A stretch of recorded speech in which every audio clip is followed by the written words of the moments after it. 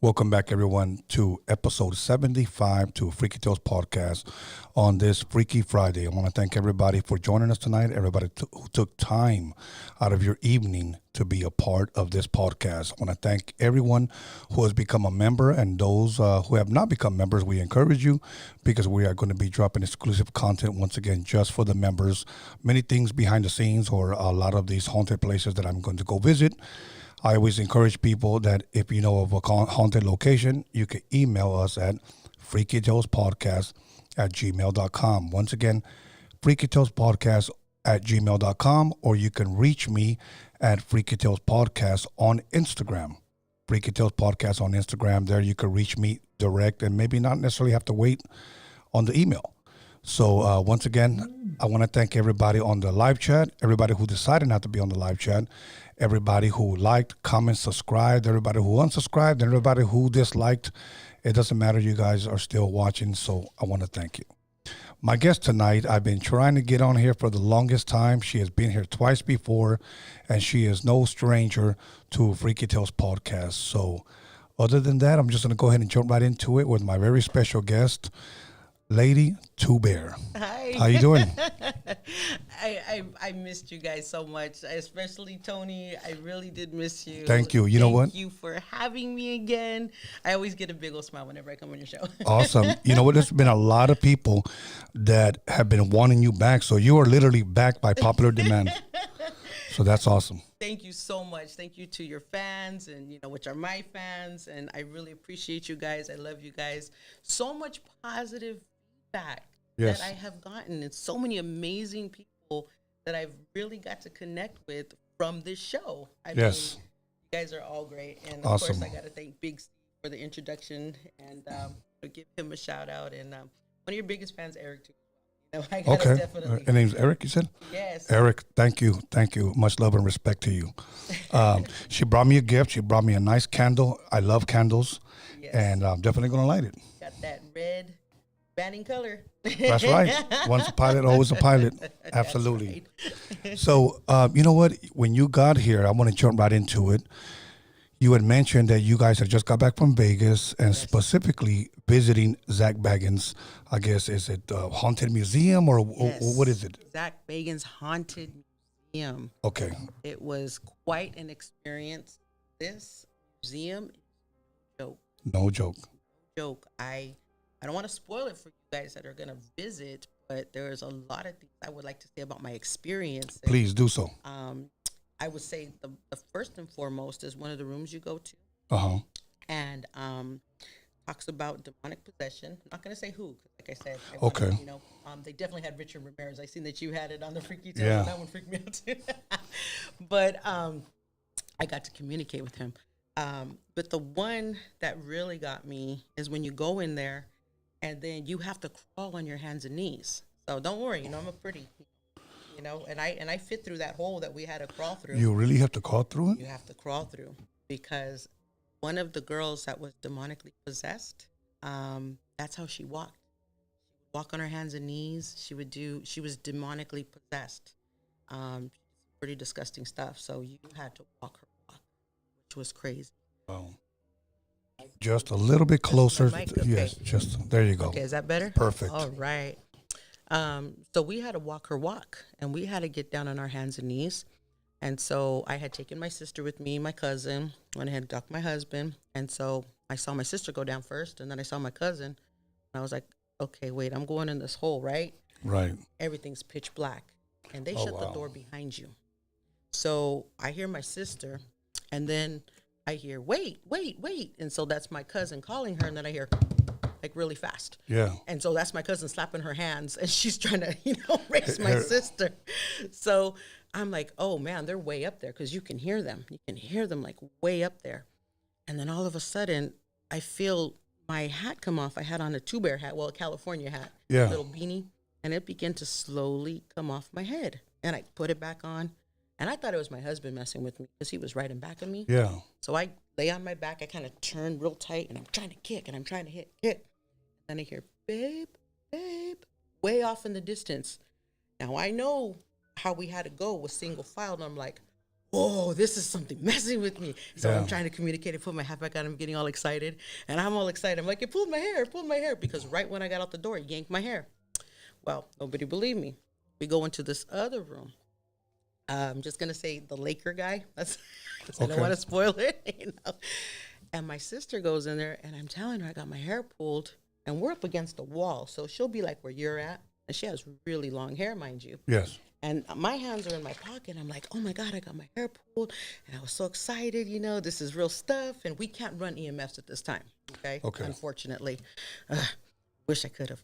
And so I'm starting to feel these energies, and all of a sudden she goes like that to me, like, what's up? And then I'm like, what? And she goes, no, my hair got yanked. Oh, wow. I go, oh, I thought you were like, what's up? Yeah, yeah, yeah. But the way her head went back was like, you know, somebody was like, hey, what's up? You know, it went back. And she's like, I got my hair pulled. My gosh, that's the mildest of what had happened really at this museum. That's all I can say. Zach, this is amazing. I'm so glad I was your guest. We actually, the staff that was there, they literally had to pull me out. When I had hit the divot box room. Yeah. Oh, my Atlanta. You know, it's still hard for me to talk about it. Yeah. Believe it or not.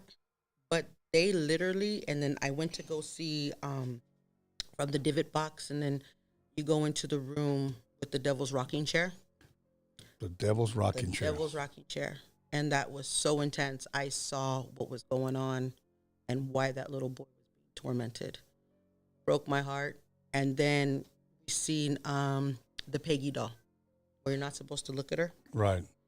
And when I walk in there, first thing on the EMS was she said to me, don't look at me. And I was like, but I wanted to, you know, I wanted to see her. I wanted to see this doll. But I was so shattered about the divot box room that I just had heavy sorrow. Like, so it was just such heavy sorrow. And I felt so much love from the Peggy doll. Like, she was just so concerned. Really? But that divot box room really messed me up. Now, if you want, I could get into detail about what I saw. If just give us, like, in a nutshell, what you might have felt, because I don't want to ruin it for people that do want to go. As you guys know, the divot box was made during the time of the Holocaust. Yes. From this one lady. And I went down the corridor, and I began to feel like really heavy down the hallway. And then the atmosphere just changed. All as I know is it's a square. So you have to go straight. You have to go to the corner, go around. And I look down, and my clothes are different. I'm in a different dimension. Really? First thing I tell my sister is, whatever happens to me, don't touch me. And then I started saying things like, drink the water, and just things that were just randomly. And I don't remember any of this. She was telling me, this is what you were saying. I look down, and I see a little boy. He was like, has one of those little cat hats on with the knickers. Okay. He's like, you know, swinging his hand, looking up at me, and I'm looking down, and I have his hand. Next thing you know, I look up, and I see SS soldiers. They have the rifles. Really? With those knives on them. Yeah. And they're doing this to the kids, like, come here, get off of the train. Guy takes the little kids around the corner. And then as I get closer, I start to see these things. It was like they were black, they were fuzzy, and they were running like dogs, or like half pig, half dog, and they were running, but they had these horns on them, and they would jump on the SS soldiers. They would look over at you, they'd put their heads down, and they look over at me, and then I seen tears in their eyes. These were influencers. Oh, wow. It got to me, Tony. These SS soldiers had a choice not to kill these kids. Yeah. They were basically, they were following orders. One of the SS guys was like, I can't do it. I seen his staff sergeant, whatever, kill the twins, kill him. And the next thing you know, I seen the guy and the kids be alleviated. But the worst one that I saw was the principality standing over all of this watching. Wow. I was crying. I was shaking. I didn't realize, I couldn't differentiate if I'm there or if I'm back where the Holocaust was. I was just so shaken up, and my sister was telling me, you need to leave money or hair or something, and I'm hearing her voice, but I can't get, it was so overwhelmingly strong. Yeah.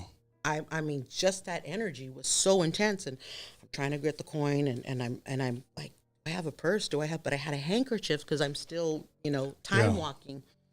And all as I remember is the staff with her lapel. The next thing you know, boom, 2-3 of them are on me. And they're like, can you continue the tour? And I'm like, yeah, I can do it. And that's when I went to Peggy, and I couldn't do it. I was just shattered. Wow. They pulled me outside. They put me in a chair. One of the guys tells me, okay, tell me something about me. And I just start talking about him. He broke down, turned to my husband. He says, your wife says I'm a good person. Another staff member comes out. I tell her, about what Peggy. And she goes, Peggy saved my life. It's just an incredible experience. So if you guys are ever in Vegas, you guys have to take this tour. Really? I don't recommend the midnight tour first. I want them to see all of the gallery. Okay. But there was some really horrific stuff in there. And this is my next thing that I was going to say about seeing the clinically insane versus the spiritually possessed. Yeah.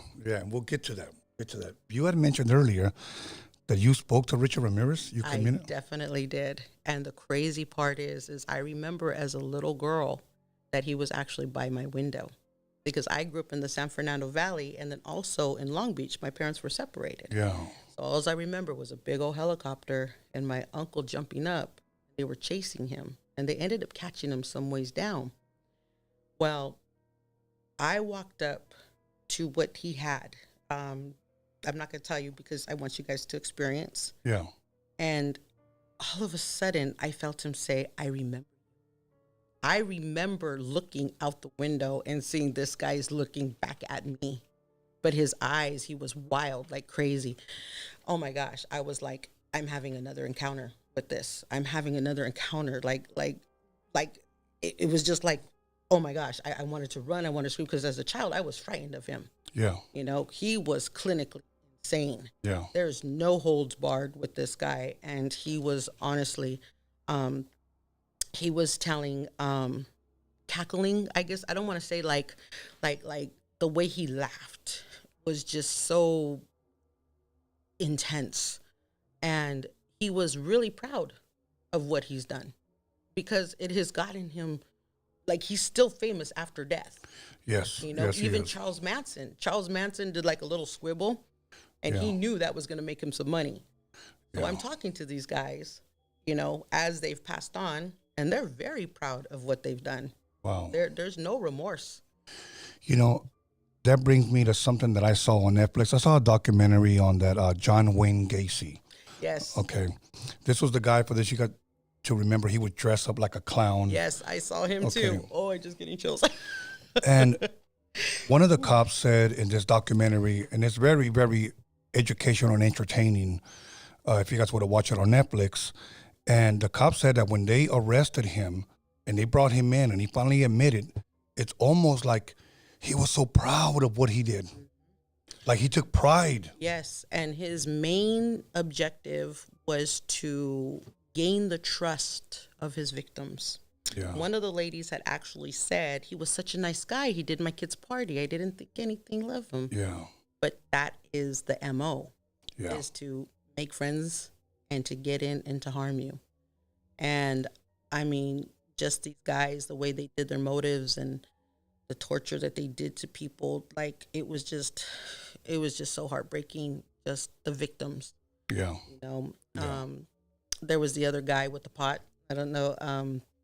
Is it Ed Gein? Yeah, Gein, the one with the pot and shovel. And so the pot was cleansed out, going to his room, but that shovel's not cleansed out. Mm. And all of a sudden I saw the shovel lifting, like it wanted to still do the killing. Yeah. So that whole museum was just such an intense journey. We even did Ghost Town. Okay, I haven't heard of that one. Oh my gosh. I do not recommend people to be there after sundown and then everybody's going, oh, we're going to be there. But there is a Wendigo. So you guys, a Wendigo is far worse than a shapeshifter. And Explain what a Wendigo is, because this is the first time I'm actually hearing that. I've heard of shapeshifters, and we talked a little bit about them here, but I don't know what Wendigo is. Well, a Wendigo is a Native American being, but I actually want to say that the shapeshifters had just conjured this up. These things are ancient beings that are placed in the hills within Las Vegas.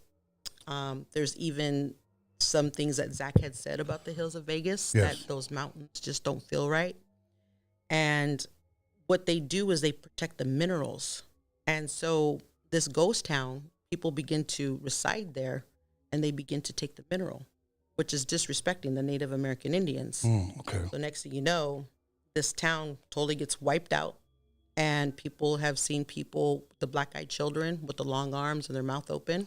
Yeah. It just totally obliterated the whole town. And what it is, it's like, it looks like half spider, has a human head, but it will take its victim, and then you'll hear the victim screaming, but then you'll hear the Wendigo screaming at the same time in the victim's voice.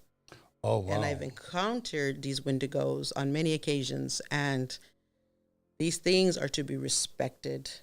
You know, they were put there to protect the land, to protect, you know, and there's so many people that have disrespected, and so many stories that I was getting back from their experiences at Ghost Town. And, but when I had saw this thing, it was like, it's a Wendigo. And then all of a sudden this lady hit me up. She said, you need to read my Reddit story.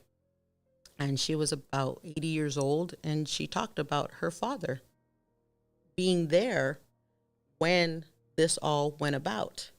So the things that I saw with the Wendigo coincided. It lined up. It confirmed exactly her story. what her father said. Yeah. That, you know, he had taken his friend, and the town was wiped out, and they jumped on a white horse to escape. And I got the word white horse. You know, I got the word black eyes, and then I got the words run, Two Bear, run. So as we're going up into this canyon, we see these cars just racing down. And I'm like, okay, they're coming down for a reason. You know, the sun's going down. Then all of a sudden, I see the shaman. It was, of course, a spirit. And then he draws a symbol, and he said, draw it in the ground and stand in it. So we did. Stood in the ground. And he said, don't leave the circle. And he says, the ancestors are going to come. So I said, open up your hands, and you just begin to feel this wind gust. Now, mind you, we're in a circle. And this, so there's mountains all around us. And then there's a way still to go further, but he told us to stop right here. Yes. So there's no wind coming in. But we feel this massive wind gust, and I felt at peace. I felt like love. I felt ancestral. I felt like, and then all of a sudden I heard, open your eyes. And then I begin to see this black tornado coming down, and then I heard, run, Two Bear, run. And I was like, and then he goes, white horse. And I told everybody, get in the car, get in the car. So people got this on video, you know, the tornado coming down. Really? And then my husband was stuck on stupid. I was saying, he was like, I see red eyes in the hills. And it was like, get him in the car. And one person's like, I don't care if we're going to leave. I'm like, no, get him in the car. Wow. We had to rush down that mountain. And then I was going to take the soil, and I was going to mix it with some sage and leave it. And then right when I was going to touch it, I heard, don't touch the soil. You take those rocks, you take the soil, you're asking for it. You're going to get cursed. People have had to take those stones back, whatever they have taken. Yeah. So what I did was I burned some sage, and then I like crumbled it in my hand, and then I just threw it on the dirt, and it looked like it was going into the ground, like it accepted the offering. Now, get back in the car, get on the highway. Within the matter of seconds, everybody's talking about, and it goes silent. And I'm like, my sister, she looks at me, and everybody's knocked out in the back seat. Yeah. They are in a coma. And then she goes, I don't know why I feel like I'm just like on autopilot. And I said one word to her, and then I end up knocking out. So reading this lady's story, and they said that the Wendigo actually will take its victims, paralyze them, and put them to sleep and take them over. Oh, wow. So we got to pass, because before I do anything, I do like protections or leave offerings or do whatever I got to do. So yes, we got to pass. And I don't know, if you guys want to share your story with me, go ahead and hit me up. I would love to hear it. But I had never heard of a Wendigo, but I'm glad you're educating us now. And all this happened all in this one trip? Yes, it was so crazy. It started off with Zach, and then we're like, you know what? And then we went to the Apache Hotel. That was another time warp in itself. I mean, you're talking about mobsters, gangsters, and then it's like they didn't want us to leave. And really? So then we sat down, and I'm like, okay, you know what? We got to go. And then my machine just started winning. And then my sister's like, okay, we got to go. Then her machine started winning. And then my husband's machine started winning. And then my cousin's like, I'm not going to play. And so she just went to bed. And then I'm like running EMFs and then just like spiking. And we're just getting all of this cash. And then out of nowhere, my husband just changes. Like he started getting like an angry gambler. And he was like, don't push me and all this. And he didn't even know what he was saying. Yeah. So there was so much energy within that hotel. But, thank you for the money, guys. But they didn't want me to leave. But I'm like, hey, I could use this coin. No worries. Exactly. So, I think altogether we got about maybe $700. It was great. Hey, that's awesome. It was really good. It was fun. And then on the way back, that's when we decided, let's stop at the haunted ghost town. And boy, I was just still trying to get over Zach and everything. The museum. It was so phenomenal. I mean, you guys do not want to miss that. I'm definitely going back for the midnight tour after this. How was it different from the regular tour than the midnight tour? So the regular tour, you go with a group. And, actually, we did the RIP. We did the RIP tour. But there's another tour that they just give you a flashlight and they give you an EMF reader. Oh, shoot. Yes, and you are in pitch black. So you'll see everything from Al Capone. You'll go down to the basement. I was in the basement for a long time. I had to get kicked out because the EMS were talking to me down there. Okay, now I'm curious. What do they have there about Al Capone? Al Capone, they have his rug. You can see the burn marks and you can feel the energy. And then the one that I picked up on was the brick from the Gangster Museum that they have in there. And it was just like I put my hand to it and it was like... and then they're like, why me? Why? And they're still trapped. Their energies are still trapped. And they're like, okay, well, if you felt that, then you want to go to the Mobster Museum. I'm like, no, I think I felt enough from this brick, Wow. It was so intense, but they have his old vanity. They have a lot of relic from him. And he was a king. Wow. He was a king. And his daughter, everything is authentic too. So they have the families that write certificates of authenticity. Yeah. And it was quite an experience. Wow. I can't wait to go back, to be honest. I don't know if I would ever go there, but you know what? I actually stood one time. Okay, my brother, he took me there we're going to go. And this is what he said. I'm not going to lie to you. And I think you guys have heard me share this before. Zach Bagans is fake. I'm going to expose him. He's a nobody. He probably got all them relics from the swap meet. Like he was talking trash. Okay, guys. And so I said, all right, let's go. He literally begged me to go with him to Las Vegas because I've been going to Las Vegas since the 80s and 90s, and I'm just done with Vegas. I'll be honest with you. It's changed a lot. So I said, I'll go with you. So we went, I think it was like, I don't know, maybe 7, 8 years ago. Okay. So we went, we pulled up. And he's just staring at the museum. And he goes, I just got this weird feeling. Yeah. That's exactly what he said. I just got this weird. And I said, I looked at him and I go like, what, are you scared now? Let's go. The atmosphere changes. Yes. Changes. So he goes, let's go get something to eat. So we went to go eat. We came back and he pulled in. And some guy came and goes, hey, man, you guys can't park in here because we pulled in and we backed up right where the sign is at. And that guy goes, I go, hold on, bro. I said, we're going to go park somewhere else. I said, but he's saying that this is fake. And so we're going to go in. Look at all the fake stuff. Don't worry about it, And then my brother started like, I don't know, Tone, I'm feeling weird, man. I never felt this way before. I go, you were talking all that crap. So I was calling him out on it. Yeah. You were talking. I said, at least take a picture with me. At least take a picture with me standing in front of the sign. So that way you guys can at least know that I was here. So I took a picture, hurried up and got in. But there were people there waiting, to go in. But he got scared. This is the guy who was claiming that it was all fake. So we had a couple of those. Really? Okay. Well, you do have your skeptics. Oh yeah, and they were like, "This is fake," and we're not going to go in. But the minute they stepped on soil, they weren't going to go in. They actually were like, no, we're going to stay at the casino and we're going to do other things. And, so-and-so don't want to go in. And I'm like, okay. And these are coven members, mind you.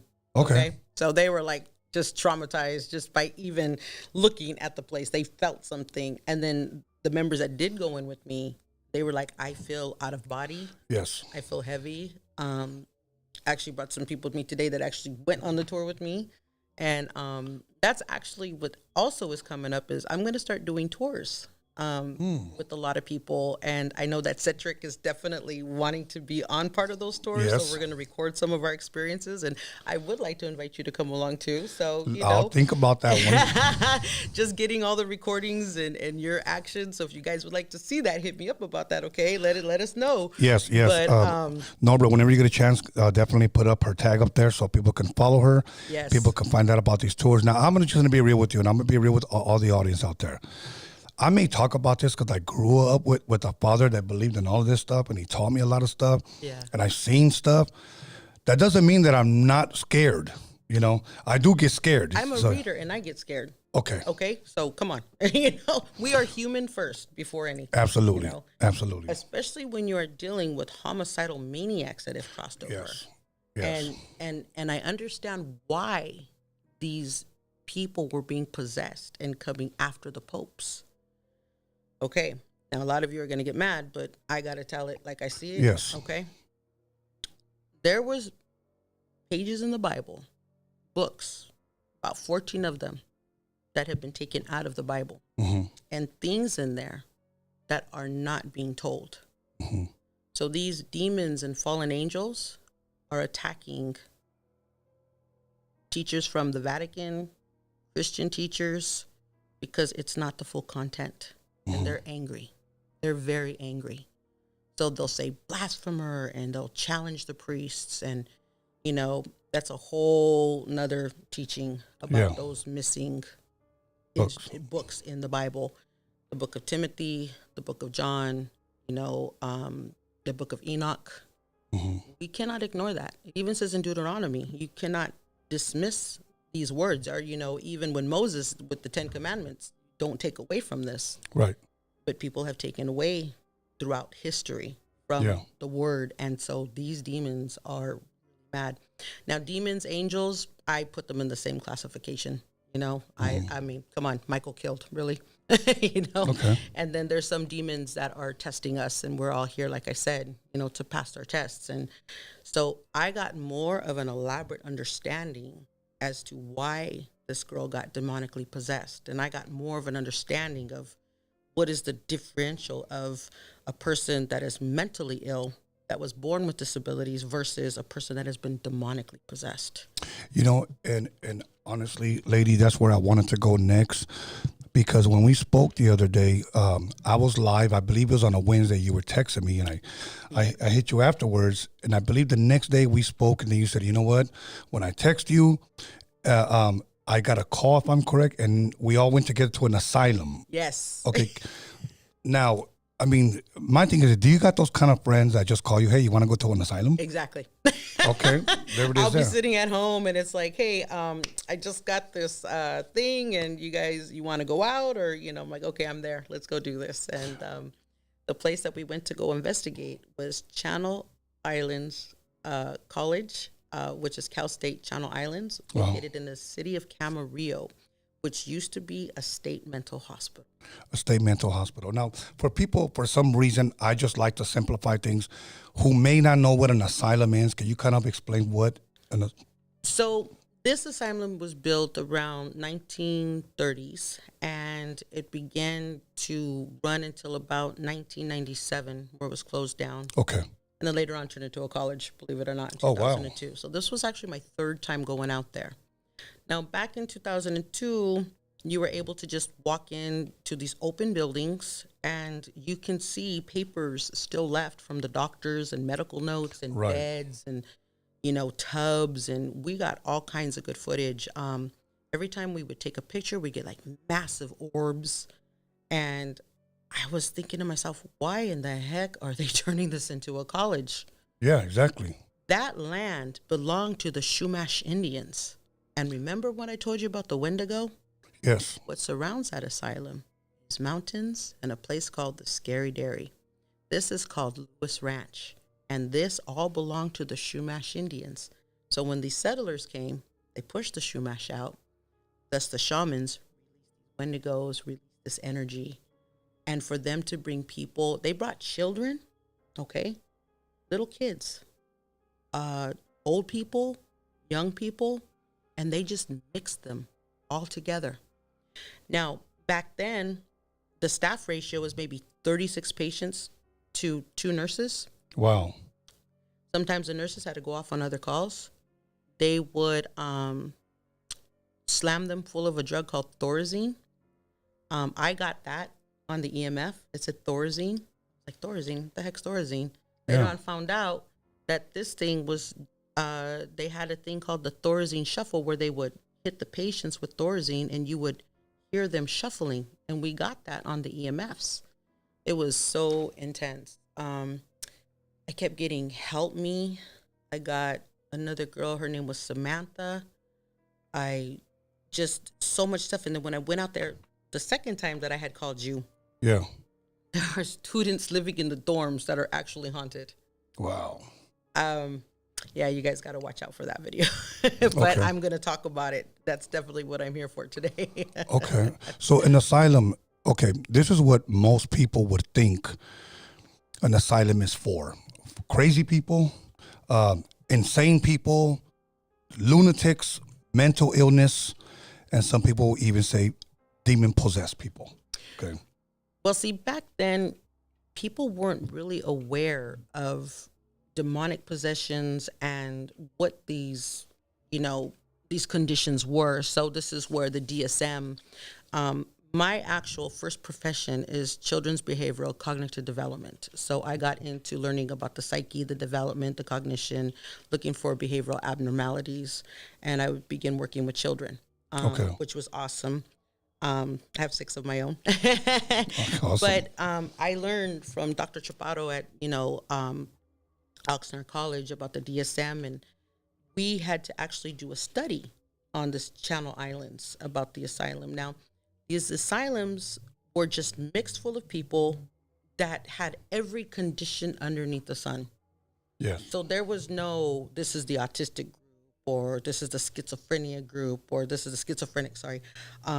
This is the delayed disability. This is the, they were just threw them all in one. All in one. So it was so horrible because they would try to drug everybody. Wow. But what I seen was the people that were clinically insane, that were the murderers like Richard Ramirez and them. Mm-hmm. When you take drugs, your body begins to develop a tolerance. So these nurses are thinking that they're drugging these people. And the things that I saw, sorry, I'm getting a little emotional here. Take your time. These people would come out of their medication and they would begin to molest the children. They would begin to molest the women. There was staff that would strangle, choke, hit them. They didn't know how to deal with this. They weren't trained.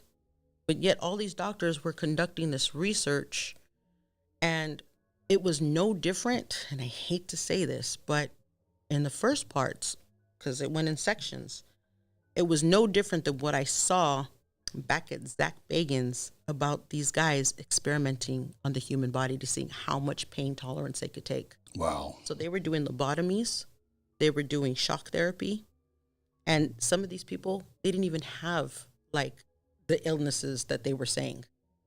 I think there was one kid that went there for a drug problem that we got to record, and I felt him. And he was put through all of this torture where he was literally seeing these demons and stuff because he had the gift like I did. So they called him schizophrenic. Yes, I've been called schizophrenic, but yeah. There's a huge difference between psychics and schizophrenic. I'm going to tell you that. I wouldn't be sitting here today. I would be like talking to my friend next to me. Right. So, but he would definitely.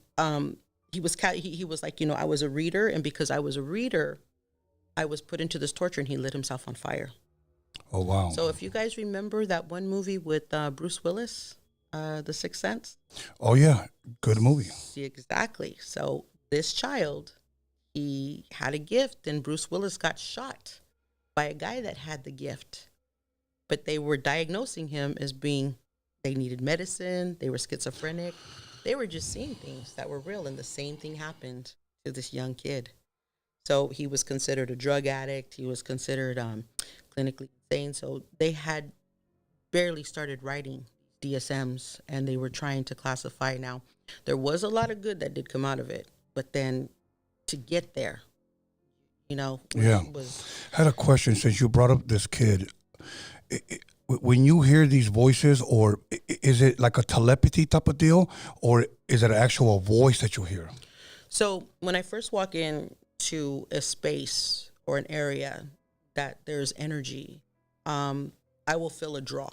I will feel it in this area, and then I begin to see pictures. And then I'll ask, what is your name? And then I'll say the name, and then it'll come through on the EMF. So that's how people know that I'm not lying, because I'll say it, and then the name will come through. Yeah. So I'll feel it from here, and then just like when I had done the Winchester Mansion. Yes. I was feeling to be drawn, and I go, okay, so do you want me to go? I feel like there's a bakery or something downstairs, like sweets, and then it said sweets, invited. Yeah. So they were like, let's go downstairs, and we go downstairs, and there was like this little decor of all these little baked goods and stuff, and so people were tripping out. I've never been to the Winchester. That was another phenomenal thing that I got invited to do. And Taps was there at the same time, so it was like everybody started following me around instead of the tour guide. Yeah. One door unlocked by itself, and because the spirit wanted me to see what was in that room. Now, you said the spirit wanted me to see. Is it safe to say that the spirit recognize, wow, she can see, or she can feel, or she can sense? Yes. So let me communicate. Yes. Okay. And a lot of children, and this is the sad part, that have giftings that are able to see, they get misdiagnosed with having schizophrenia. That I'm glad you brought that up. Yes. And that is so heartbreaking. Like, parents will bring their kids to me, which is really great, because like I had mentioned to Tony that we have now adopted these piggies, and we have a farm and a little ranch to put them on for children's therapy sessions. Okay. So they're able to feel the energies of the animals. They're able to develop their gifts. People, you're invited to come out to as well to take these courses and these classes. Classes are limited because I get so incredibly filled up. That's why it's so hard to get a hold of me. I do online work, but I want people to feel the energy and really understand that your gift is not a burden. You were born with this gift for a reason, and don't be ashamed of the gift. Some people are so terrified of their giftings because they were told it was wrong. Yeah. I mean, how can you be ashamed of what you were given? I had a buddy, I haven't talked to him in a long time, but he would always tell me my mom is a schizo. That's what he would say. And then so he would always say, oh, my mom's a schizo. And I would always see his mom like on his case. So I asked him one time, like, why is she a schizo, bro? She seems normal to me. Right. And here's what he said. Oh, she claims God speaks to her. Okay. So that's not being schizo. Right. And I'm going to tell you why he was saying this. Because say hypothetically that I am your son, and I'm leaving, and I go, all right, Mom, I'll see you later. And then you tell me, mijo, you know what? Whatever you're going to do tonight, you better not do it. Mm-hmm. Okay? She would always forewarn him about things like that. Mm-hmm. So he thought she was always crazy. Mm. So he would always tell all his friends, don't go around my mom, she's schizo or whatever. I wonder sometimes if in the past, so many people have felt that about a certain person and have said either, she's schizo, she's crazy, and they got maybe, put into an asylum. Yes. There's so many people that have been misdiagnosed even still unto this day, because people are so afraid to acknowledge that there are paranormal. Well, now it's getting a little bit easier. You know, I know that there's a lot of doctors now trained to say, what is it that you're hearing? The behaviorism, the schizophrenia. It's a constant. They're not really able to function in an everyday life. because there is some damage done into the brain, either in utero. Now, all you parents that have partied and done drugs and stuff like that, and then you're out having babies, you're damaging your kids. You know, that's all I can say. Say that again, please. A lot of you parents that are out there partying and doing drugs, you decide to have a baby, you're all messed up and jacked up. Majority of the time, they have kids that have either schizophrenia or they have autism or some kind of developmental brain damage that goes on within utero. So it's like child abuse. Yeah. Child abuse before the child's even born. You know, you got to understand that you need to stay healthy to develop another healthy human being. And then there's other things that, you know, you just can't avoid, like radiations and stuff and, you know, everything that's happening in this world. But I want to get down on the parents that are being irresponsible with the lives that they're bringing into this world, because you're making them suffer. Yeah. You know? So you do believe, by your experiences and pretty much from the knowledge that you have about asylums, that there have been people that are not just normal, but that have been admitted and have been told that you're crazy, you're insane, or somewhat. There are so many people that have tried to forewarn people about things. Well, let's take a perfect example, okay? So many Christians out there, didn't they nail Jesus to a cross? Didn't they try to stone him? Didn't they say that, you know, blasphemer, how could you say you're God? And, right. You know, and he was just given the message. Right. And they killed him. Yes. They are afraid of people that are messengers. People are afraid of me. Like, you're a witch and you're this and you're that. And, you know, you belong in the crazy house and I don't believe in what you say. And then all this stuff comes true. Like those earthquakes, huh, guys? That I told you about? Like the rain? How about them Chiefs winning? Oh, a lot of people are mad at me for that one. Okay. But that's not schizophrenic. That's premonitions. Those are things that I get to see. No, I'm not going to do your lottery numbers. I heard somebody feel that. They're like, please, lady, please. But, yeah, read my post before you bet on football. Okay. But there are really a lot of people out there that I just feel are just treated so cruelly, and we are barely scratching the surface. So this is why myself and my coven members, people are just taking my courses. They're developing their gifts, their understanding. I just don't teach on giftings. I also teach on the mist books. I teach on animal energies. I teach on children. So there's a lot of parents that are coming to me, you know, I've been a bad parent and I want to get it right. And, you know, I want to develop a relationship, or my child has developmental disabilities or behavioral problems and stuff. And what do you read from them? What do you pick up? Relationships. I'm going to tell you this, divorce attorneys really hate me. Really? Yes, they do. They really do. So many people were getting a divorce, and it's just really teaching people to feel here instead of with the fist or with anger. You know, society is always taught fight or kill, or you're different, so I'm not going to accept you. And if I do accept you, then I'm going to be judged.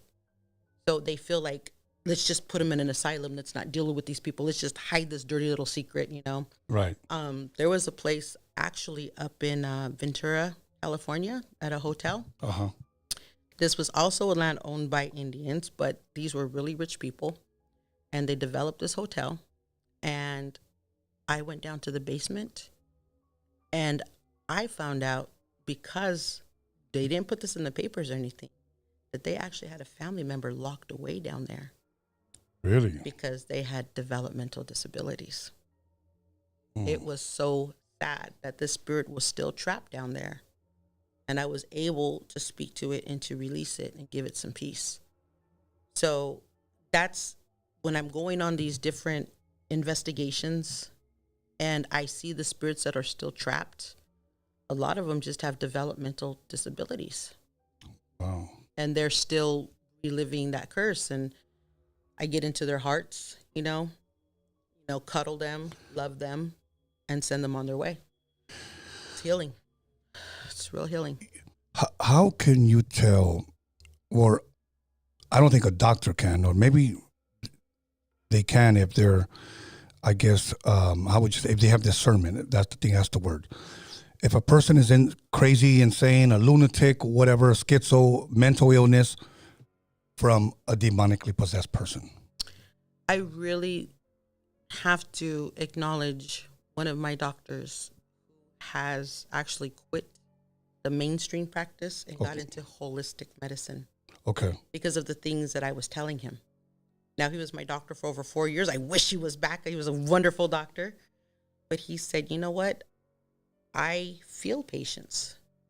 I want to understand more. Yes. So he really started getting into holistic medicine and understanding the psyche and understanding spirituality and, you know, what people were talking about. Yes. And he said, I'm going to go off and do this on my own now. And he quit his job. And there are more and more doctors that are getting into metaphysical practices, holistic medicines, even acupuncture. You know, people are feeling energies where their ailments. And, you know, now more and more people are paying attention. There are so many healing workshops and therapies and things you could see on Instagram now, Facebook, take this courses, take this, take that. And, you know, I tell everybody, I encourage them to understand, because this is our world. We need to understand, like Plato says, to know thyself. And we need to understand what are our triggers, what makes us happy, what makes us cry. What are we not hearing from our partners? What are we not hearing from the world? That we can do our part and we can help heal this planet. And that is exactly what I am about. This is why I come onto your show, because there are so many people that embrace the fact that they have a gift and they are different. Yeah. And they're doing their parts now. And they're telling me, lady, I built a business. Lady, I helped this person. Lady, I was feeling this energy, you know, and they're not considered the weirdos anymore, you know? And it's like, yes, I am the weirdo, but no, I am gifted and I embrace my gifts. And I really was put through a hard time, you know? People were always terrified of me. You know? Really? Oh my gosh, yes. It was really harsh. I was always excluded, or, you know, sometimes not invited into things or teased. It's hard, really hard. But I remember this one lady, and her name was Sister Carol Simon. She was a wonderful woman in the church. And they were telling me that I had to leave this church. And she was one of the really strong leaders. She was like a really great mentor. Yes. And she told me, if everybody had your gift, everybody would be doing it. So you do what you feel. Because the things that you have said is like, she was just starting to cry. She gave me a hug. And she goes, you're right on point. My hardest thing was to tell somebody that their church was going to fall. And I got exiled for that. Really? But then people started paying attention. They were running it like a business. They were running it like, you know, people say, oh, witches have covens and covens are bad. And I'm like, an occult. I'm like, no, this place wasn't a cult, you know? Yeah. The guilt that they were throwing on people, the shame that they were throwing on people, the pay the money, and the place wasn't even getting built. But all these people were coming with faith in their heart and throwing all this money. And, you know, these leaders that they appointed were buying these big houses, buying these big cars. But who was I to say anything? Yeah. No, and then I remember that if I didn't say the message, let them throw the first stone. But I said it, it happened, and here I am. Yeah. I'm sure there's people out there that wishing you were in an asylum. There's a lot of people. There is so much controversy that I get every time I come onto the show, you know. Really? I know they ask you, you know, why does he have you on there? I know him. I've been hearing some of the guests that have actually attacked witches on this show. Yeah. And they were admitting to this. And, you know, I joked around and I got my gun, and I'm like, well, that sounds like you are a woman beater. Yeah. You're violent. In me, I'm just playing with sticks and branches. You know what? I don't get it. Yeah. What am I doing? You know? You know, now let me ask you this. See, to me, like, okay, third time you've been here, and for people have told me, why do you have her in there? What? Bro, I don't witness anything evil or sense anything bad or anything. She's sharing her gift. She's sharing her stories, and that's it. I mean, what else do? I mean, think my head is spun on your show. No, and I don't see no dark shadow or nothing green behind pea you. Soup coming out. Yeah, so, but I just think that the name witch, for years, everybody just thinks, It's evil. so evil. It's so negative. But if you go back into history, witches were healers. They were the doctors. Pharmakia, pharmacy, medicines. You come and we would cook, we know about the herbs, the plants, and now everybody's doing it. Oh, you're not feeling good? You can't sleep? Take chamomile. You're have insomnia? What? It's just like, we'll give you these little mixtures. You won't stop bleeding forever. Women, men, whatever. We just start mixing all these herbs. So that's actually why I don't have an online store either, because some people had asked me this, lady, if you do, why don't you have an online? Because I need to feel your energy and I need to hear every person is different. Yes. So then I will package together these individual teas, plays, whatever it is it's going to take to help you, because they've been to doctors. Some people are so hooked on opioids. Yeah. It is insane. They were giving me all this stuff to stop my pain, but they're like, you cannot take this because it's not part of our regimen. And that's when I started talking to this doctor. I was telling him, this is actually working, what I was making. So he actually had his mother that was chronically ill. So he started to give her, these medicines and these herbs and these roots. Yes. And then I was like, I have been opioid free. And I refused to take the opioids. And because I refused to take the opioids, they're like, well, you're not allowed to collect California state disability. So they want to keep you on drugs. They want to keep you on drugs. Wow. They want a drug for every ailment that is going on in this world. It's like mind control. Yes, it is. Now that is demonic. That is occult. That is demonic possession, because the system wants you to be stupefied.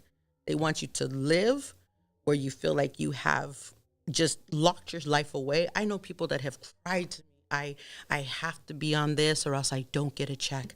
I have to live like this or else I'm not going to, Right. And so then that's when I said, we got to break those strongholds. We got to get rid of that energy. And after they fry your brains, they throw you into an asylum. Right. Yeah. Because you're no good after that.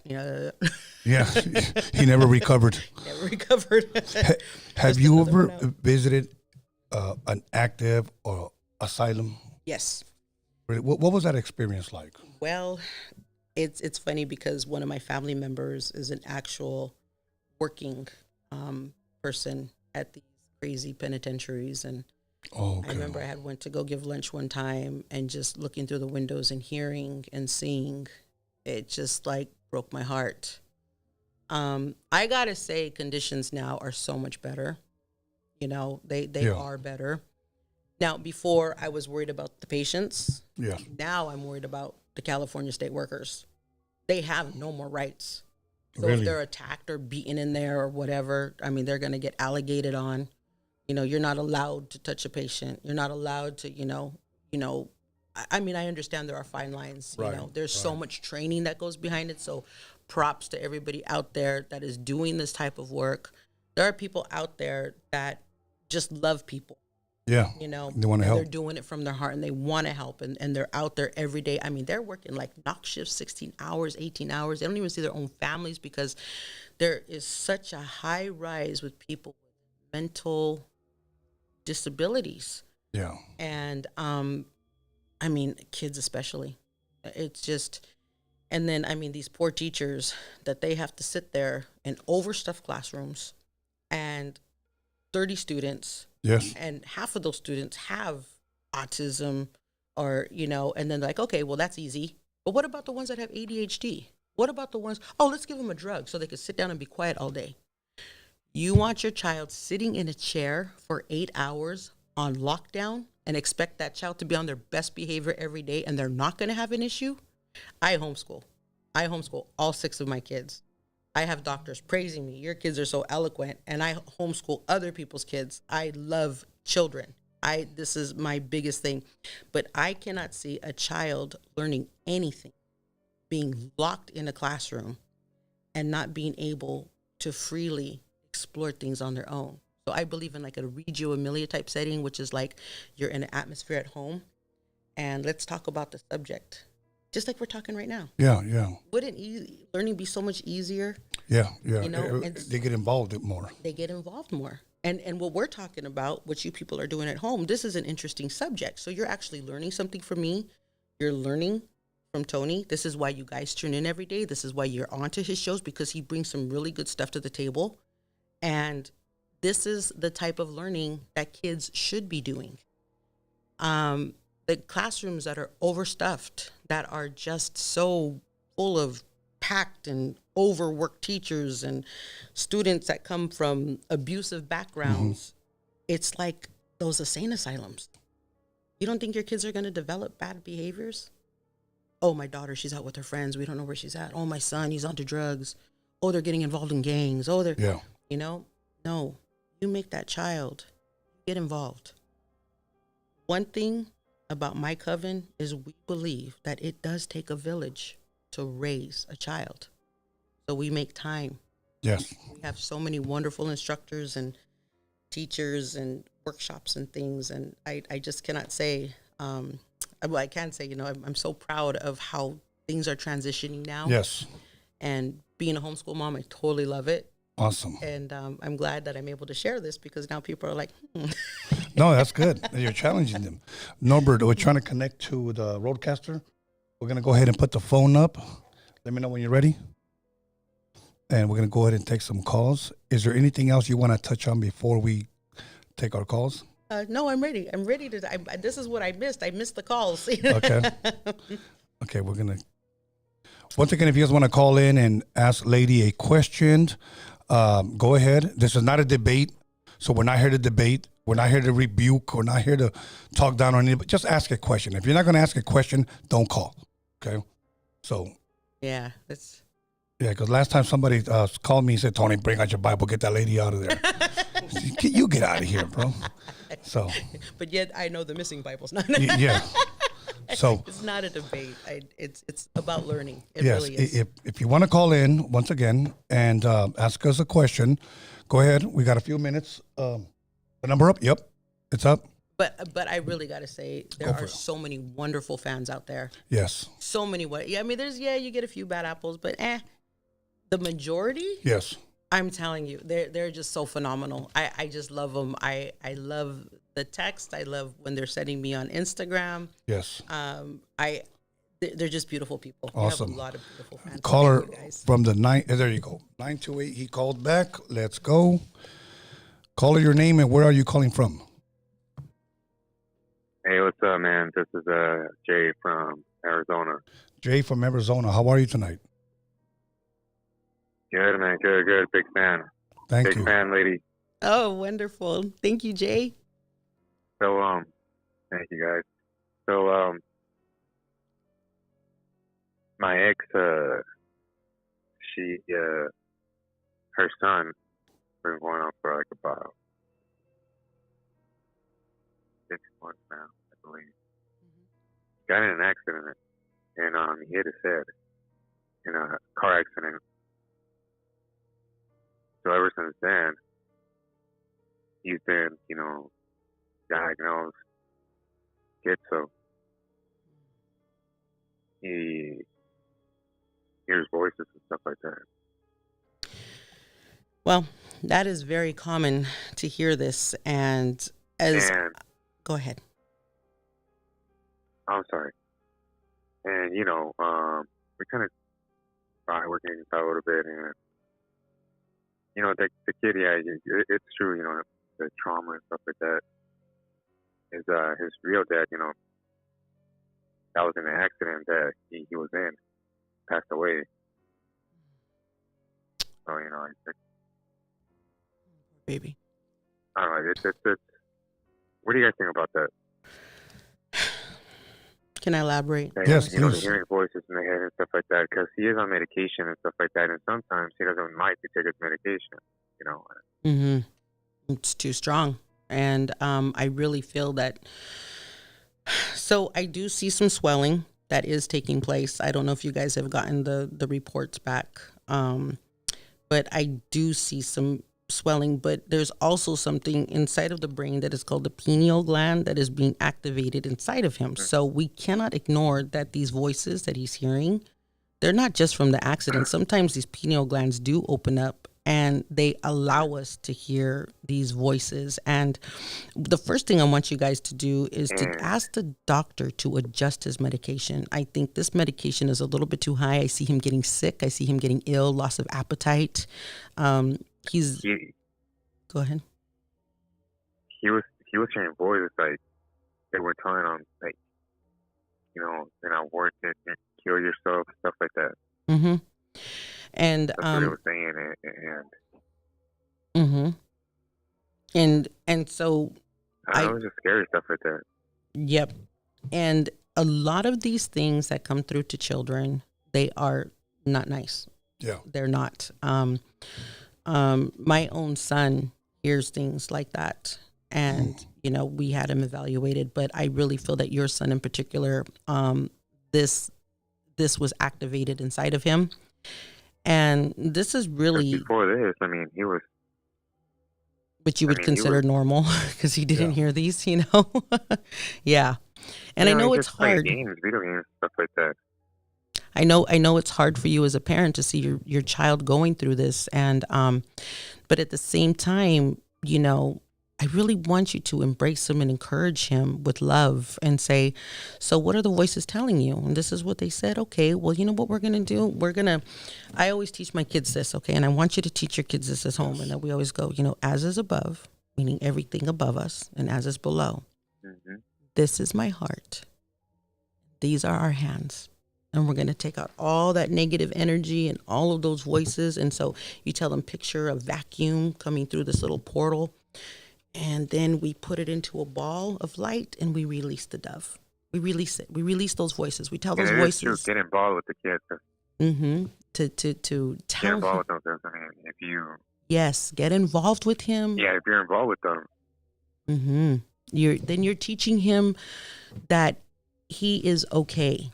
You're teaching him not to be afraid of what he sees, and or you take this from you and get rid of it. Get rid of that. And this is something that I do teach children that have had traumatic damages or just plain trauma. And they're so much happier. They are so much happier because they understand that what they're hearing is real. Yes. And they know how to deal with it. And then those medicines, I don't need that. I know how to get rid of it. Get rid of it. And then I'll see children as is above, as is below. And so I really appreciate you calling in and bringing this. And I'm definitely, can I get your son's first name? And appreciate you for your advice. Absolutely. And please, if you can. It's Joseph. My name's Joseph. I'm going to light a candle for Joseph. Joseph is in for a world of wonderful things. I'm going to let you know that. So, Papa, just start with this work and you're going to see some really beautiful things coming out of Joseph. Absolutely. Thank you, man. Appreciate you. Thank you. Thank you, Tony. Thank you, guys. Love you guys for the show, man. Love you too. We appreciate you too. Okay, we missed a couple of phone calls. You guys, here we go. Caller, your name and where are you calling from? What up, lady? What up, Tony? It's the Snowman. How you guys doing? Good, brother. You got a question? Hello. Thank you for tuning in. Yeah. So I don't have like intuition. I don't see anything. But one thing that I noticed that I have a gut feeling, like certain scenarios, certain things. I always have that gut feeling. What can I like take to strengthen that feeling, that gut feeling that I have? Like what would you recommend? Well, one thing I would definitely, picking up on your particular energy, is you do have that gut instinct, but a lot of the times you quench it. Like you feel like maybe I shouldn't say it at this time to this person. Or I get it, but I'm not going to say anything. Do you ever feel like that? Like you don't want to speak about what you get? Sometimes. Yeah, because it's like... If I don't know the person, yeah. But if I'm comfortable... Sometimes, I'm going to let you know this right now. I understand that there's a shyness inside of you, but if you're getting those messages, always say, hey, look, I don't know who you are, but you're getting a message for a reason. Yes. Okay? Maybe you're going to warn somebody about an accident. Maybe you're going to tell them something that they really needed to hear. And this is how spirit operates through us. We are like a hardwired telephone. And if we don't pick up that line and answer, then some of us either begin to lose our gifts or we become so intimidated, and it's like, and then we end up getting sick. I'm not going to lie. I've had people say that, you know what, I would get sick to my stomach a lot. I would have diarrhea or just not feel good. And then I would ask them, do you get these feelings that you need to talk to people? Yeah. And they're like, well, yeah. And I'm like, stop quenching that. Because you're harboring that energy that is causing internal illnesses. So, because I'm also picking up that you've also had some stomach problems too along here. Don't quench the spirit. That is my advice to you. And to develop these gifts, I really feel you need to be either in a shower and water and just let your mind think about different things. Let your mind focus on a person, whoever comes to your mind, and then later on just write it down. And then just tell that person, you know what, I just felt something that I just wanted to say to you. Don't take it wrong, or I'm just going to share my heart with you. Yes. And they need to hear those messages. So I encourage you, definitely. Yeah, yeah. Keep it up. I appreciate it. Yeah. Yeah. Yeah. All right, Tony. Have a good one. All right, ladies. Calling. Have a good one. Thank you. Thank you so much. Sounds like you connected with him. Yeah. And I really felt that, No more stomach aches. Bye Pepto-Bismol. Yes, exactly. Bye Mylanta. All right, you guys, the phone lines are open. He's wonderful. We want to invite you to be a part of the show. Call in. Many of you guys said you guys were going to call in. You guys wanted to ask Lady a question, so now was the opportunity. So let's keep it going. Here we go. Call your name and where are you calling from? Chris from Hollywood. Chris, how are you tonight? Pretty good. Awesome. Wonderful. Hi, Yeah, Chris. so I just have an interesting story that happened to me this week. Let's go. Oh, good. Yeah, so I was getting some food, and someone just stopped me and started reading me, and maybe wasn't expecting that. I don't know what you can tell me about that. So you were somewhere out, like I would just say at a restaurant or a fast food, and somebody just walked up to you? Yeah, coming out, and someone just stopped me and started reading me. Now let me ask you this before lady says anything. Did they charge you? No. Okay. Yeah. So sometimes, like I said, sometimes a message comes heavy on a person's heart. But to the people that are just walking up to, another thing that I wanted to add, please use discretion. Yes. Be mindful of what that person's surrounding is, because there's some people that I'll get things and I'll be like, can you step aside with me? Or Yes. do you mind me talking to you? I do ask permissions. I'm not going to lie. Yeah. Some people will be like, excuse me, I don't believe in that. And it's like, okay, but Yeah. I got a good message. And I really feel that they can be quite intrusive at times. And I don't know why I keep getting like, did you feel intrusive? When they had walked up to you, I get startled, I get surprised, but I also get like just random. Yeah, it was just very random that he stopped me. Kind of like being violated in a sense too. I'm not gonna lie. Kind of, yeah. Yep. Yeah. So right now I'm just feeling your energy, and I'm just gonna take out this feeling that it happened, because there are some people that will give readings, and let's be honest, they're not gonna line up. Okay. Yeah. So I know that there was some controversial stuff that was being said to you. Okay, that they had said. Am I right or wrong? You weren't connecting with it? Yeah, you can say that. Okay. You can say that, yeah. Yeah, you weren't connecting with it, and you were concerned about some of the things that they had said.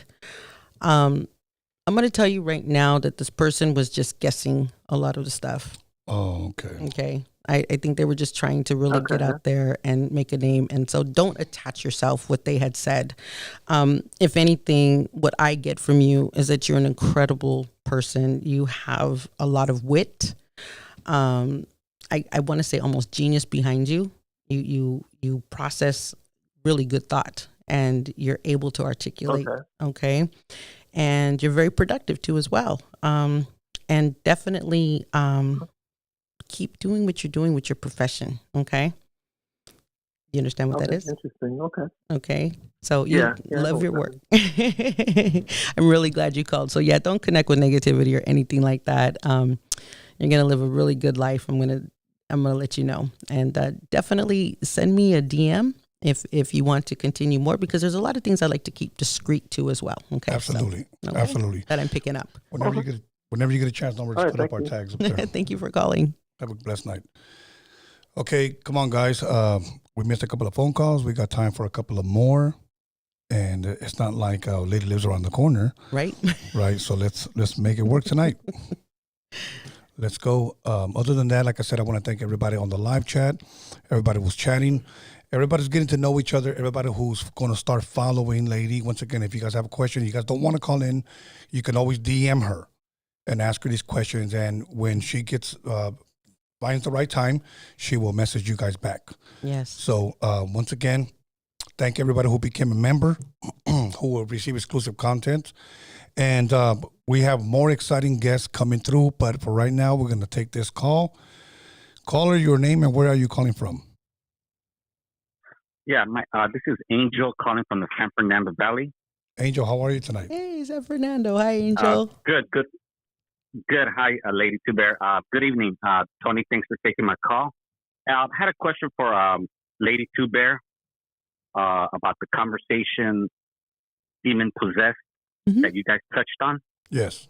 Yeah. So, if us people were to come across a person that has messed around with anything related to demonic rituals, whether it's this, that, this, anything of that, and a person is near a person like that, like let's say face to face or just around them, is it possible that a demon or even like a legion of demons can rub off on the other person? Absolutely. Like jump on the other person? Yeah. Absolutely. Now, one thing I always say is that the Ouija board is a portal. You have to be trained to do something like this. You have to understand that when you are connecting, these demons don't say, oh, I'm going to meet you at 2:00 and, we'll have lunch. No. Yeah. You are unleashing this into your home, and demons always transmit by touch. Yeah. So people that are like in the church, oh, I want to pray for you, I want to lay hands for you, and this was being said, but you're dealing with people that are amateurs that want to lay hands on people that have demons. Absolutely. And so it's like, whoa, wait a minute, don't touch them because they're not clean. They have a spirit that's inside of them, so this is why we use caution and sages and things like that. And not everything is for sage. There are different plants that you use for exorcising or expelling demons. I will not go into a cemetery using sage. I'm going to tell you that much, but everybody is like sage. No, that's not how it works. And I do get a lot of people that I do have to go out to their calls that have messed with the Ouija board. They have opened up tarot cards and I have to go in there and cleanse it and close it out. So this is why I tell people, if you want to learn this stuff, then learn from a professional. Because the first thing, if you don't know your safety, it's like driving a car without a seatbelt. Yeah, over no brakes. And exactly. And then you get blindsided and sideswiped, and next thing you know, you're taken out. So everybody wants to dabble in witchcraft, and I want to be a witch, and I want to be this and that. And I'm like, whoa, slow down there, Speedy. Yeah. Let's do this the right way, You know what, caller? I wanted to ask you a question. What encouraged you to ask that question? Because funny you asked that, Tony, because what happens, I happen to know this girl, and she's an ex-coworker of many years, and over social media, we follow each other on social media, and she told me that she's taking classes for paranormal investigator. Okay. Something like that. And she's always posting or how she goes out ghost hunting. She uses those devices to pick up any senses, and also played with the Ouija board, talk to the dead or whoever's on the other side. And then come to find out, one day she tells me that she's been possessed. Mm-hmm. And I'm like, what? And then she said by an incubus demon, and she named me she named the name of the gender, say like, I guess there's a name for the male and there's a name for the female. Mm-hmm. So, and it's the first time I heard of that, incubus. So I was like, wow. But since she has told me all this, I haven't been around her, but I have talked to her over the phone, like text, messenger. So that's how I found out through social media what she said. So let me reiterate once again. I had said these are ancient beings and they deserve the utmost respect. If you do not study what you are getting into, right, then you're going in there and about to get blindsided. Yeah. Okay. So, she was having fun with it. It was all fun and dandy until she came across this the demon that's extremely powerful.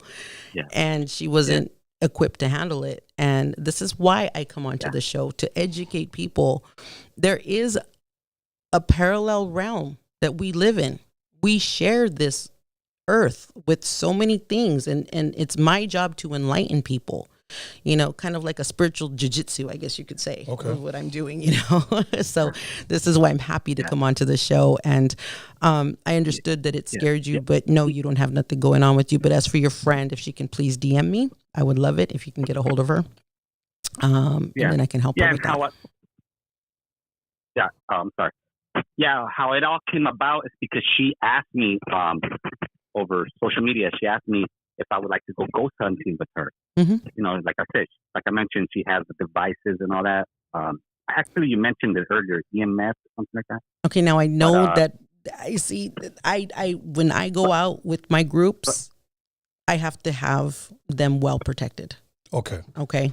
And if you're not well protected and there isn't something going on in the beginning before the investigation, these are amateurs, and 99% of the time people do end up getting hurt or followed home. Well, because some people just want to do it for the fun. I'm not doing that today, so let's go out there. I got the equipment. Why not? And don't realize that they're about to hit something head on that they're not expecting. Exactly. Yeah. Exactly. Yeah. So, so I never got back to her as far as her question because I didn't want to go because I don't want anything to like rub off on me, whether it's from wherever we go or from anyone. I just didn't want to go and then bring that energy back into my home. And I agree with you. I say go with your gut feeling. This woman is getting into this profession, but as from what I'm hearing and what I'm reading, if she was affected by an incubus, then there's no protections going on. So you're absolutely right on that. And I really thank you for listening to your gut. Yes, absolutely. And I really do appreciate the call. See, this is what I come in for. This is wonderful. And I really thank you, caller, for bringing this to light. Thank you. Yeah, thanks, Lady Two Bear, for your input. And shout out to San Tony, Fernando. thanks for taking my call. And thank you. Meyer. And you guys have a good evening. You too. You too. Okay, you guys, thank you for that call. Interesting call. I'm glad that he asked those questions. Yeah, this is what I see. This is what I love. Yes, absolutely. This is one thing that I don't know when you're starting your episodes, but I believe that's one thing that you should focus in on possibly just taking live calls. Yeah. Yeah, absolutely. I love being able to share my expertise with people. And because there are a lot of you that are like, you know, I got this awesome thing and now there's stuff moving in my house. Yeah. How do I get rid of it? Yeah. I bought this Ghostbuster machine at the secondhand store. I'm going to go looking for, ghosts. Right. And don't realize that you're going to draw something to yourself. Mm-hmm. Okay, here we go. Call your name and where are you calling from? Hi, my name is, honestly, I actually want to remain anonymous. Okay. For sure. I just want to ask Lady, pretty much to get down to the nitty gritty is, I've been around with a lot of UCC boards. So, some what? To make it Some Ouija boards? So, horrors? No, horrors, like women of the night. He's been around a lot of horrors. Oh, okay. Okay. I thought he said boards. My apologies, Not a horse, No, I'm sorry if I'm being... Yeah, no. Some promiscuous women. Okay. It, yes, promiscuous women, I guess you could say. Money-making women. all I wanted to know is sometimes those type of people are in hotels, or they reside in their apartments or houses or whatever. Those type of, and because they obviously the women of the night, and they pick up a lot of men or male entities.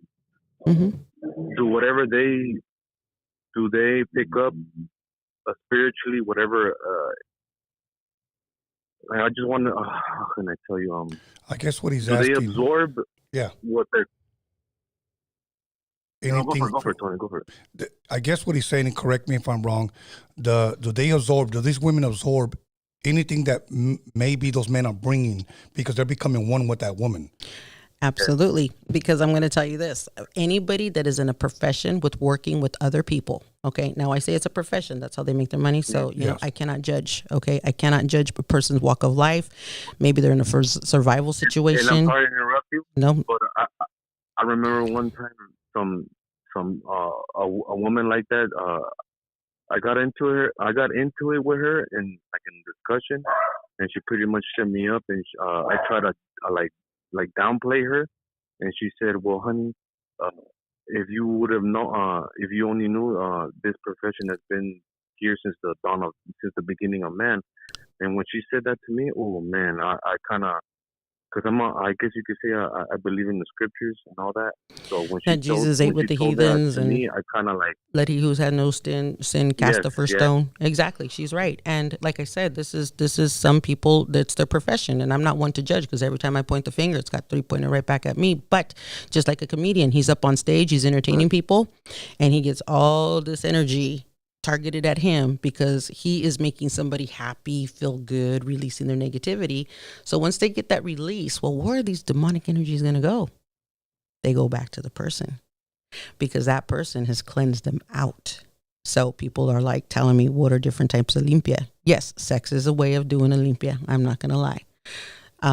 Ritual sagings, things like that, and everybody wants to go have sex, go have a limpia. You know? Husband and wife are fighting, they get together, everybody's happy, and their family's good again. They cleaned out all that negative energy. Okay, so I do talk about these different types of subjects with sex magic and things like that, and what people do, and the Jezebel spirits, and let them get more of an understanding as to what's going out there. Right. But they are cleansing out these men, and of course they're going to take the stuff with them.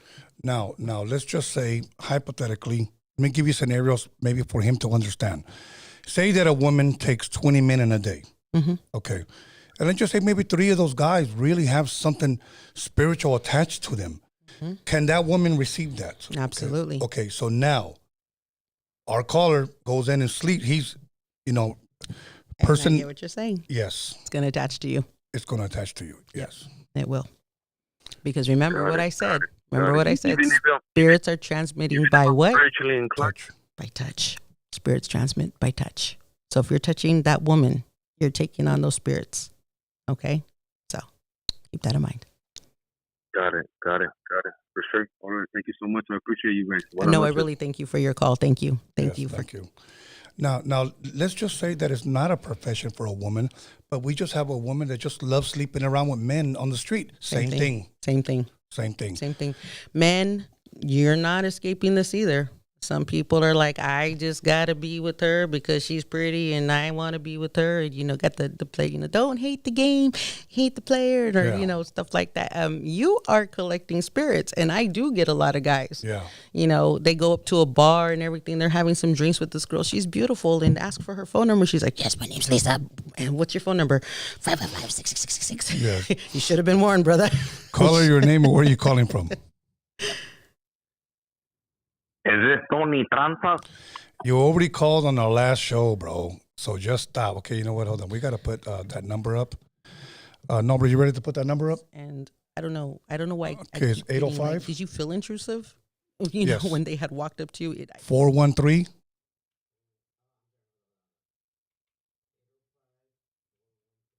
$3521. If you're going to crank call, I'm going to put your number on the live chat so they can crank call you. Okay? So there it is. So anyways, let's go. Let's see. All right. Call her your name and where are you calling from? Number, put me up. Call her your name and where are you calling from? Hello? Frank from Vegas.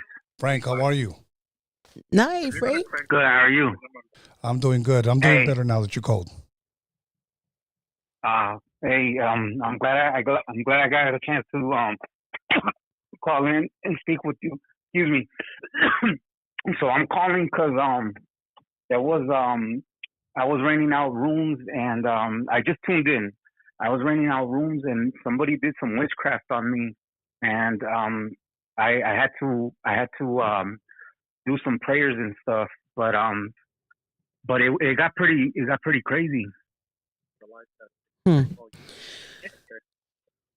Did he hang up or? No, I'm here. Please turn down your television, bro, because we hear it. It's so crazy because on the way up here, I had told my sister, I feel like my throat and coughing and choking, and I'm going to get a caller. Something about the throat. So this is the gentleman I've been waiting for, believe it or not. Awesome. Wow. Yes. Okay, on the way up here, and you started coughing and choking. Okay. So first of all, I know there were some things done unto you, but I need you definitely to put some salt at your front door, your window, and underneath your bed. Just plain salt. Okay. Because these energies need to be absorbed. Leave it for about a week, vacuum it up, throw it out. Simple. So simple. Now, is that a type of witchcraft? I'm not trying to interrupt. So salt is from the earth. It is considered a crystal. Okay. And now these are things that come from the earth that absorb negative energies, negative spells, breaking. I really feel that the people that did this to you were amateurs. I'm not going to lie. Okay. So this is why I'm giving you this simple remedy. Let me tell you, I saw serious demons in my house, like 3 to 4 different females. I bought a brand new house. I spoke with three different priests. I bought a brand new house in 2017, and 3 to 4 different females that didn't know each other. They never met. They went to my house, and they're like, "I like your house. It's a nice house, but I don't want to go there." They said it themselves. We can go hang out at a hotel or whatever. They all said the same thing. I had a really bad vibe at your house. And I saw and felt things, and I heard some of the most wicked. There's not a cuss word that I could say in Spanish or in English that you wouldn't know the meaning of. But to hear these words being spoken this way was horrible. And I wasn't the only one to hear them or anything like that. It was, I don't know if they were amateurs, but... Okay, now let me reiterate what I said. Now, why am I saying these are amateurs? Okay, now they did some pretty things to scare you, right? They made voices and spirits go ahead and become audible, correct? You can hear these spirits. Not only that, but objects were moving in my house. There was things jumping on my bed. Like, I'm not trying to exaggerate here. I'm really not. No. I'm not saying I don't believe you because, like I said, you're the caller I've been waiting for. Yeah. Remember I said that. One thing why I call them amateurs is because you're on the line with us right now. What they intended for this man was his death. So they did not succeed. And these are amateurs. Some things they Did you just say that they intended death for me? Yes. They intended death. They wanted you to go insane. They wanted you to lose relationships, and they wanted you to die. And they did not win. So you said 2 things that you hit him right on the nail. Because insane, I thought I was going insane, and every relationship that stood time in that house went sour. Yep. And I'm talking about there was people who I knew for 20 years, and the relationship went seriously sour. Mm-hmm. Like sour, like I don't know if it's at this point too repairable. It's not something you can get over. Like you could get over a fight, but like what happened, it just wasn't cool. It's traumatizing. It really wasn't cool. No, but look at, here we are talking. Yeah. Here you are. And you're breathing and you're thriving and you're standing. Those were amateurs. And so I want you definitely to hit me up on a DM. I'm going to take your name and I'm going to continue the prayer, but you're free. You are freed. And I'm proclaiming that right now. You are freed. And from my word, I just want to give you the biggest hug because you survived the hits that they were giving you. You are a strong man of courage and you are a strong man of faith. And I'm going to go ahead and just give you so much applause for everything that you've been through, and you're still standing. Okay. Awesome. I got a question for Tony. Yes, hey, sir. Tony. Hey, I love your show. I really admire you. I respect you. Hey, Holmes, I know you are a follower of God, but how do you feel about like hypnotherapy? Like, what are your thoughts on that? And the guest can answer the question also. I wouldn't want to be hypnotized. Sometimes hypnotherapy. No, but hypnotherapy is different. It's not like a straight up hypnotician. It's kind of like therapy. Kind of. Yeah, it's not like full force hypnosis. You're not completely hypnotized. Right. Well, until I learn a little bit more about the subject, then I'll be able to give my opinion. That would be good for the next topic of. Yeah, but I wish I can help you on that. But when it comes to being hypnotized, even though you guys saying it's not, I would not want to be hypnotized. And as far as hypnotherapy, let me do my little research on that, and then I'll give you a better answer next time. Yeah, most definitely. And thank you for calling. Can you do a Freaky Tales? Okay, one last thing. Can you do a Freaky Tales on dream interpretation? Because I would love to speak to somebody who does dream interpretation. Okay. All good. Thank you, caller. Okay. Well, thank you. Have a good night. God bless. Too. Okay. God bless. Oh, I thought he was going to tell me his dream. Come here. I don't know. Okay, you guys, we're going to take one more phone call and then we're out. Yes. Gosh. Yeah, it's been good so far. Yeah, it's been really good. And I hate when we have to wrap it up. It's like, I wish I could talk more. I but, know. I know. You guys need to definitely subscribe to him and get part of the group, and because you're going to get some exclusives. Absolutely. Like he had said. And just, this will not be the last time that she'll be here, so just so you guys know. Okay? And whatever she needs from me to help her set up her show, I got her. So that's awesome. Thank you. Awesome. Witch and the Wizard. Yes. Caller, your name and where are you calling from? You are our last caller. Yeah, hey, how you doing, Tony? I'm Edgar from Long Beach. How you doing, Edgar? Hello. Pretty good. How are you both? Pretty good. Wonderful. Okay. Hopefully it won't take too long, but this has to do with me. I think I'm also gifted. I've been seeing things since I was a kid. And I've seen objects move. I've seen things with my dad. May he rest in peace. We've seen old woman, elderly black man when he used to be a janitor at St. Anthony's Church. And we were cleaning the bathroom. He was in the bathroom. We kicked him out of the building. We locked the doors behind him. We saw him walk away. And we went into the bathroom and he reappeared right there. I've seen a couch just erupt into flames. Yeah, stuff like that. So my question is, where can I go to actually, get better at my gift? I've been to like places where they sell crystals, and I asked, and they have no response. Well, that is not. This is actually, yes, that is very true, because I'm going to tell you this: people just don't accept people in off of the streets claiming that I have a gift, because you're in a shop to buy things. Yes. Okay, true. so you're there to make money. Now, I keep getting that this is generational. Your grandmother had the gift, and it skips like every generation, and this is where you get your giftings from. And then I also get like a daughter in the future also going to have these giftings too as well, because I get it comes from this old woman on down. And then not only that, you have a certain gift around elderly people, so it's no coincidence that this elderly man had appeared to you. You just love old people. I just get like, you are just so kind-hearted and so sympathetic when it comes to people that are like old and ailing. Does this make sense to you, what I'm telling you? Yeah, it does. Yeah. You're so compassionate and you're so thoughtful, about people that are, of a ripe age. And if you're definitely interested in taking some courses and developing, definitely hit me up on a DM and, let's get you into some classes and let's open up these gifts, because yes, you definitely do have a talent. I don't know why I keep seeing a spoon around him too. Yeah. So. One last thing. I was also on a phone call. This was years ago. I was on a phone call and I had an outer body experience. I saw myself sitting on a table and it freaked me out.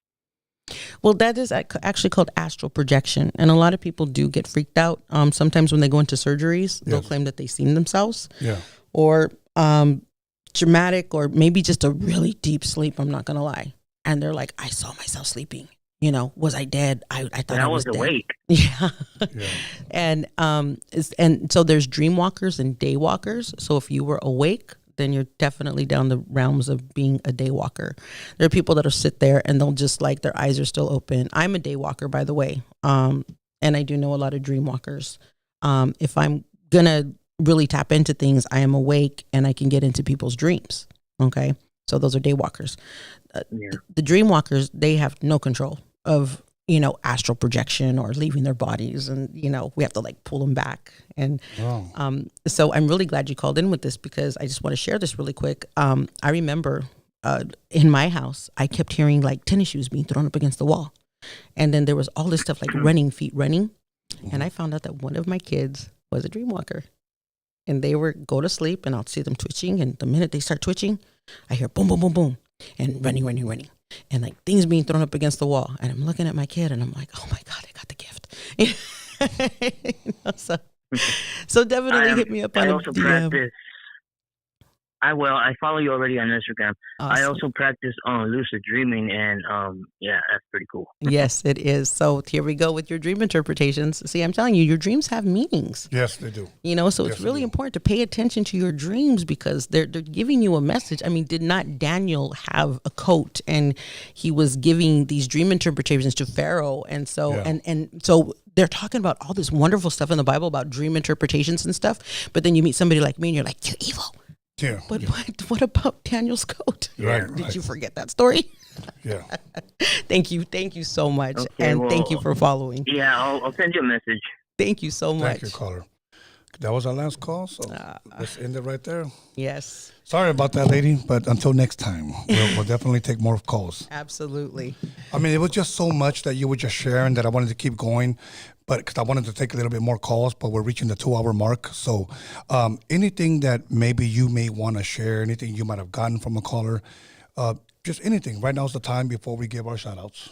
Well, like always before getting here, I always get something from callers that are about to call. And then I know some of the things I had said last time, there was a caller that was like, you know, you were like right on the money. And just like you heard these callers, you were right on the money. Yeah. I am here for your audience. I am here to answer their questions, to enlighten, to give education, because there are so many things that you are not taught in school. Right. And you know, now we're able to talk about this stuff. We're able to talk about our experiences or what gifts do I have openly without prejudice, without being discriminated up against. And, you know, there's a lot of people, like I said, that have that primitive mindset mentality that are still locked away. But there are people that have a lot of questions. And I want to be there to help you. And that's why I love this show so much. Absolutely. Because you are helping so many people. Thank you. A lot of your other guests have helped a lot of people too. I get a lot of positive feedback. You know, very rare are we getting anything negative that I've gotten. You know, every now and again, you know, okay, somebody being stupid with a crank call, big deal. Yeah. Attention grabbers, that's all I could say. But majority of you guys are just wanting to understand. Absolutely. You know, and I do want to encourage you guys. Let's just say you're watching and maybe you're doubting, but you want to ask a question. Make sure you DM her. Mm-hmm. You do believe her and you have a question, make sure you DM her. Make sure if you want to take one of these classes or you just need some type of more info about your gift, make sure you DM her. I can't stress that enough. So other than that, I want to thank you, lady, for coming through. It isn't like you live close. So that's why I truly, truly appreciate her coming through. She had to come through a lot of traffic, guys, believe me. A lot of near-death experiences on the way up here. Yeah. And this is her third time here. And it won't be her last. So any shout-outs, anything you want to give? Well, first of all, Tony, I want to thank you so much for having me back on as a guest. Thank and you. I want to thank your audience for recommending or for requesting, but for requesting me and for all the wonderful people that I met. I want to give a big shout out to Big C once again for going ahead and connecting this together. Yes, Big Citric. I want to give a shout out to my family who has released me because, like I said, I got little ones and, you know, I do this stuff. And, you know, most and foremost, you know, Phil Medina, you're an amazing, amazing person. And my family, awesome. I actually brought some Coven members here, so props out to my Coven. And I just want to thank everybody who is in the paranormal field that wants to understand the science, that understands and respects the fact that we are not alone. Absolutely. So once again, you guys, I want to thank everybody on the live chat, everybody who decided not to be on the live chat, everybody who liked, commented, and subscribed, everybody that was a part of the show, everybody who called in. Lady, I want to thank you. Norbert, before I give my shout outs, anything that you want to share, any super chats? Yeah. Okay, go for it. Give me a second. Yes, subscribe. Definitely subscribe. Okay, and you guys, I'm trying to see if I can hear myself. Okay. First of all, I just want to say thank you to everybody that hit the like button. Please keep it going up. It helps a lot on the algorithm. Aside from that, there we go. All right, we got Jamie put in $2. I'm out. This is BS. So sorry, Tony. Okay, no worries, but you know what? Thank you for that. I greatly appreciate it. Not everybody is going to agree, and that's fine. You know, not everybody likes every single one of my episodes, and that's fine. So thank you for that. We appreciate it. True Love Never Dies dropped $2, and that was it. Thank you very much. Jamie dropped another $2. This isn't Freaky Tales enough. Why ruin your show? Wait, say that again? This isn't Freaky Tales enough. Why ruin your show? This isn't Freaky Tales enough. Thank you. That's all I'm going to say. The Real Hope 562 dropped $2. Some in quotation marks, witches, psychics, quotation marks, also just mental issues. Thank you very much. Okay. Anything and that should be it. Actually, we have a few polls. Okay, go ahead. Let's see.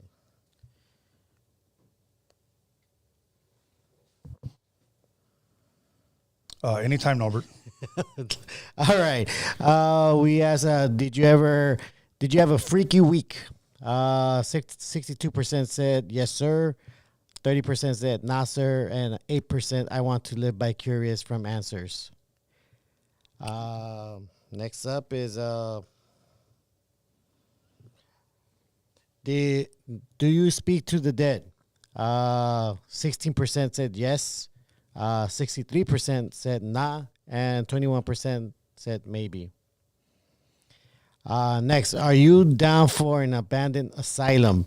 53% said yes, they're down. 39% says nah, TALEZ.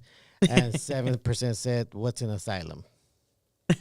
And the last one is preferred limpias. Palo Santo said it was 22%. Huevo said 15%. And Sexo was 63%. Sexo? Sexo. Okay. We got one more super chat from 94 Emmett, drop 199. When will you put the crystal ball to use? This is just a prop, bro. That's all it is. Yeah. And you know, believe it or not, this damn prop cost me about $200. And it actually makes some noise. Look at it. See, you guys, it's just a prop. So I can't see nothing. As a matter of fact, I can see that we're about to end the show. So once again, I'm going to give a shout out to News of NORBEEZ for running the show tonight. I want to give a shout out to my boy Alex Cervantes, the Hip Hop Jedi, my son B Scanless, and to our moderator Magic Girl, and to everybody once again who was a part of the show. Whether you liked or disliked, it doesn't matter. Thank you for watching. Greatly appreciate it. Either way, you're a fan. Absolutely. And we're out of here.